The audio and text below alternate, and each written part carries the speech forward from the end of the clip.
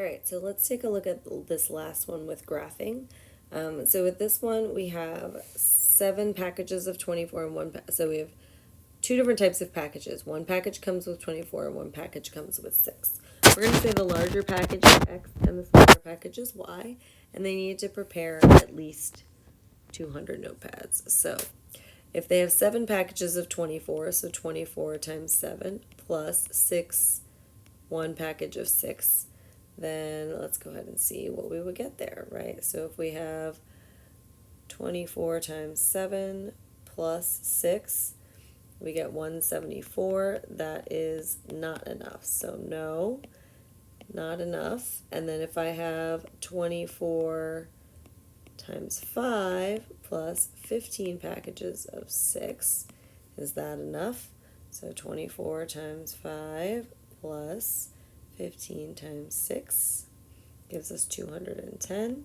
So yes, that is enough. So let's write an inequality. So we have 24x, x is our large packages, plus 6y has to be greater than or equal to 200 because we need at least 200 notepads. So now if I use graphing technology to graph this, I'm going to go ahead and put this into y slope-intercept form. So I'm going to subtract 24x from both sides. So if 6y is greater than or equal to negative 24x plus 200. And then I'm going to divide both sides by 6. So y is greater than or equal to negative 4x. Now for this one, I'm actually just going to leave this as a fraction here because you're going to get a not great decimal to work with, and it'll be easier to see the graph if we leave that as is. So negative 4x plus alpha, y equals fraction, 200 over 6. Now, I already have this set up to be greater than, but remember you hit enter here and then you can change the line. What type of line? We want it to be greater than, so it's going to be this right facing triangle. And I'm going to press graph.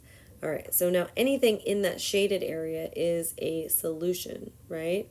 So if I were to look at 8 comma 4, for example, 8 comma 4 is a solution. It also looks like 12 comma 8 is a solution.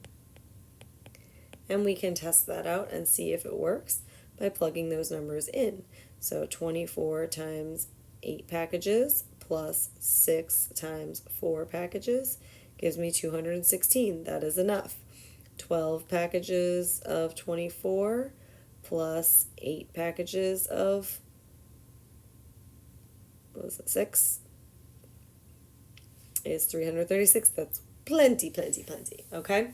So that's how you do that. I do want to note that something I noticed here, and this might not be true in your calculators, I'm going to have to test them in your calculators actually, is if I were to put this as a mixed fraction, it actually does not turn out very good. So it doesn't quite work out. So I would leave it as an improper fraction if you're putting it in the calculator. So that actually equals like 33 and 1/3 or something like that. Let's see here. If we do 200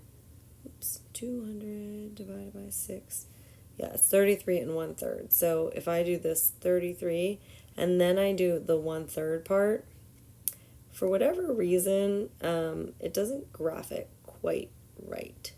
So you see how it moves it over just a bit, and I'm not really sure why, but I would go ahead and when you're entering fractions in here, just leave them as improper fractions. Don't try to put them in as mixed fractions because for whatever reason the calculator doesn't seem to like that. So that's just a helpful hint. All right, your code word for today is Hall Flakes, and if you look up a Hall Flake and you tell me what it is in class, I'll give you extra credit. All right, happy homeworking, and I'll see you next week.